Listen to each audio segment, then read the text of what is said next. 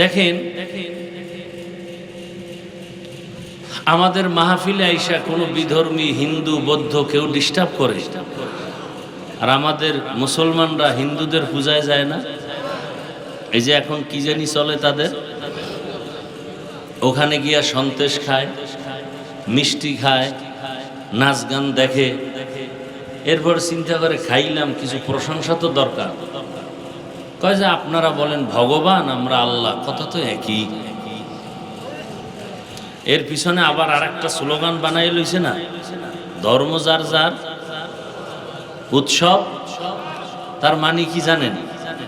বিয়া যার যার বউ সবার। কি বিবাহ যার যার বউ সবার, এটা মানেন?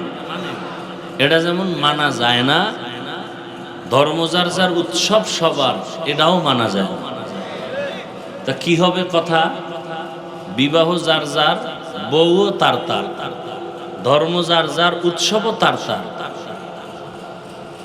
বুঝেন না কথা? আল্লাহ বুঝার তৌফিক দান করে।